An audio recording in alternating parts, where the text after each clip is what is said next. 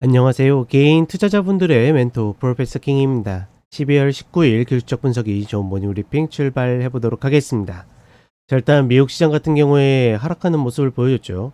예상대로 금리를 25bp 인하하였는데 중요한 거는 이제 처음에는 그러니까 올해 한 중순 정도까지만 해도 내년에 금리를 추가적으로 한 4번 정도 내리겠지라고 했는데 최근에 이제 워낙 경기가 좋고 하다 보니까 3번 정도 내리겠지 했는데 오늘 발표한 어떤 이제 자료에 있어서는 2번 정도 인하를 할 것이다. 이렇게 하다 보니까 시장에서 생각했던 것보다 훨씬 더 매파적인 흐름을 보이다 보니까 좀 더 하락을 하는 모습을 보여줬습니다. 다만 중요한 거는 그동안에 상승했었던 폭을 고려해 보면 오늘 하락이 그렇게 깊다라고 생각되진 않고, 다만 이제 우리 기술적으로는 지금 아일랜드 갭을 유지하고 있죠.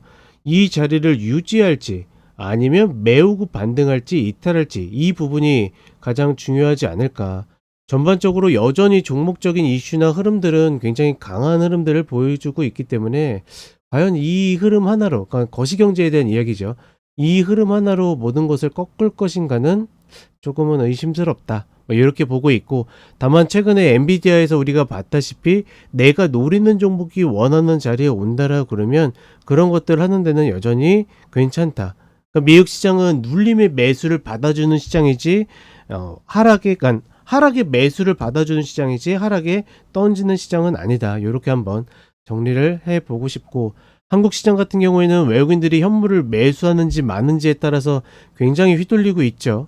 그렇다 보니까 지수를, 그러니까 2400 아래에서는 지수적으로 대응을 하는데 그 위에서는 그냥 종목적으로만 본다. 이렇게 단순하게 보셨으면 좋겠습니다. 자, 그럼 간단하게 차트 보도록 하겠습니다.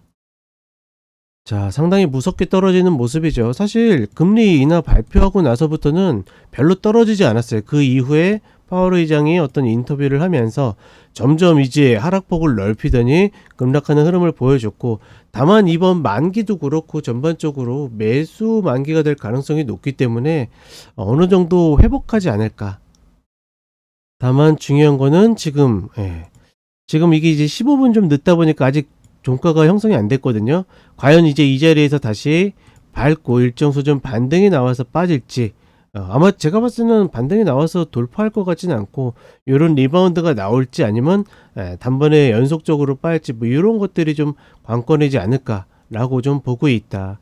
오늘 예를 들어서 다우 같은 경우에는 이런 흐름 때문에 10일 연속 하락하는 모습이 만들어지고 있고, 그 이전에 이미 이탈을 했었던 종목 지수들은 과연 이제 밟을 자리 밟느냐, 뭐 이게 관건이라고 보고 있습니다.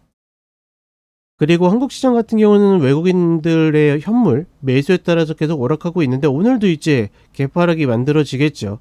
환율과 맞물려 가지고 과연 어떤 흐름을 보여줄지 좀 관건이라고 보고 있고, 밀린다 하더라도 또다시 2400에서는 똑같은 관점으로 접근을 한다. 그 사이에서는 종목적으로 접근하는 게 좀 더 맞다라고 판단을 해봅니다. 자, 이렇게 간단하게 보시면 되겠고, 시장이 어느 쪽으로 휘둘리든지, 그러니까 기술적 분석이라는 결국은 내 기준과 전략이잖아요. 이런 것들을 유지하면서 가신다라 그러면 나름대로의 성과를 얻을 수 있지 않을까, 이렇게 다시 한번 생각해 보겠습니다. 자, 이렇게 이야기 드렸고 저는 쇼츠로 찾아뵙도록 하겠습니다.